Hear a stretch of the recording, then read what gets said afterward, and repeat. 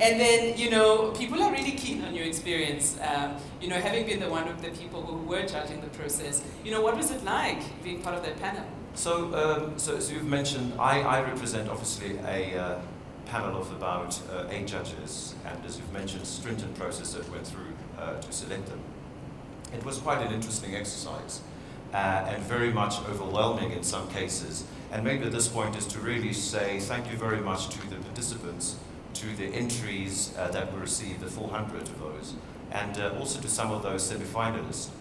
You have no idea, sometimes many of the people that enter this competition, they just came along to share what they were doing on a daily basis. And I think the opportunity that was presented, as we presented here, is for your own program to almost be rewarded for the wonderful things that they're doing. Yeah. So that's what was overwhelming. And also for us to be exposed to what many people are doing out there.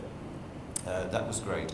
And of course, in terms of the interesting experience that we picked up is, there are many people who are still very confused in terms of supply development, in terms of the enterprise development. And there's a whole jumbled up in one word, and it's so technical. And I remember in some of the discussion we've had with some of the panel, we always said, can they just go back to the basics? What's the purpose of doing this? It's a moral issue. It's also a business imperative. And I think when you look at it in that sort of way, it became much easier for us. Yeah. And of course, the quality of the entries this year was phenomenal. Even though this year there were less entries received compared to previous year, but the caliber of the entries was absolutely amazing for us. Yeah, thank you. And I'm glad you mentioned the point around, really going through the extra mile, right? Because I think the issue in South Africa, there's this big debate. Some of the corporates, they tick the box and they want you to stay small, right? They want you to stay small so that you remain a small supplier. But the moral of the story is that that's not where we're going with this, right? If you're going to change it, if you're going to shift South Africa, we have to actually be building so that people can scale and grow and hopefully one day become one of the big players. But I also want to latch on the point that you ended with. You were talking about how amazing some of the applicants were, and I'm really keen, what are some of the things that really blew you away? So what blew us away was also, maybe it will come up when they do announce some of the winners, is, in the past, it was very much a tick box, still is in many sort of organization. And we notice there's now a lot more passion into supply development, which was quite important. And that's why the good thing about this program, there was an opportunity for the finalists, the 14 of them, to actually present to the judges in terms of the programs. And what was quite fascinating also was, in some cases, you get some of the individuals brought in some of the suppliers into the room to tell the story. The old African proverb, until the story about hunting is told by the lions, it always seemed to glorify the hunters. So we actually had the lions coming into the room to share their own stories, which was quite fascinating to be able to verify this information that was happening. The other thing that we also picked up that was of note was there is now an interest from executive level in terms of supply development. It's no longer just given to some junior procurement person down there, or even in some cases where people lump it with your corporate social responsibility program. It's no longer that. So now we are seeing a number of boards even, and in fact even a number of chief executives are sponsoring the supply development. Initiative. That's inspiring. That's really inspiring to see. And also imagine the time it takes, when people are actually giving their time to come present to the panel, because it shows how much they care about what they've done, but also it gives them an opportunity that their example is something that gets shared in a forum like this, yeah. And hopefully goes beyond this. And referencing, having been here last year, literally people notice, and people hear and people listen. So at the very very least, we're driving that impact indirectly as we do a process like this. And I have to ask you the question about impact, right? So, what does it take, I guess, to get the program right and really get to a point where you can have real impact? I think, without reiterating some of our eminent speakers that spoke earlier on, I think they've already touched on some of these things. Yeah. I think Vusi mentioned it. And maybe just one thing to Vusi is, we did find a couple of gems. You had to scratch the surface. There are definitely some gems, and it's definitely a good start. And also, in terms of the impact, and I think Marius mentioned some of this, he maybe alluded on some issues when he talked about the fourth industrial revolution. Yeah.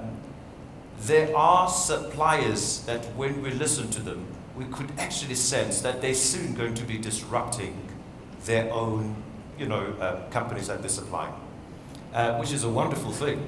And then when you even engage with the company, you start asking them, are you not threatened? And you realize they actually are quite happy with this. So which means they're looking beyond just the short term of being ticked on the box that I have this program. Yeah. So that's another big thing that we like. So a couple of things. One is in terms of the impact that we notice, is the fact that many of them are quite keen to disrupt even their own people.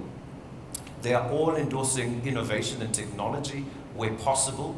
And sometimes technology doesn't have to be fancy. It could just be basic automation. And they are keen on that. And also, many of them there's a long-term business strategy within what they're currently doing, which is another important thing. So you can definitely see, after 3-4 years, will this supplier still be around? Definitely, you can definitely see that. It's wonderful. And then I think the other important thing here is many of them have no idea the impact that they have in terms of, hey, we've still got the basic issues of the country, the job creation that was mentioned, in terms of poverty eradication, particularly for the Gogo that we mentioned. They do that, and that's the kind of an impact they will have. In their little ways, I think together they will certainly make a big difference to change these systemic issues that we're dealing with. Absolutely, absolutely. And I mean, if you look at some of the numbers that were shown earlier, there's some signs, and it's really helpful. I mean, we're still early in the journey as a country on this topic, but it's really, really inspiring to see some of the results. And I think I want to emphasize the point that you just made now, because I don't think it should be taken lightly. The point around, how you approach disruption. Because, and I'm sharing from my perspectives, at Stanford we looked a lot about, how do they drive innovation in Silicon Valley, right? Because the unicorns keep growing from that one, very small location of the world. But what really works is, as a big corporate, it's very hard to drive innovation from inside. And let's be honest, right? I mean, a lot of you are in big corporates. It's hard. It's very hard because of all the bureaucracy that controls the systems, etc. But the moment you do it outside, separate, right? It moves very quickly. And supplier development actually creates an opportunity. You want to create someone who possibly, guess what, they could compete with you. But if they're your friend, it works out better for both of you in the long term. It's not something you can avoid, because if it's not your supplier, it'll be someone else. So you might as well find a way to say, how do I help you? Because guess what? Disruption is staying, and it's actually not something that's going to go anywhere. So I think it's a very important topic that we all need to embrace. And I have to ask you about, really true economic transformation. How are we going to get there? Like, what does it mean? How can supplier development, or even beyond that, how can we get there?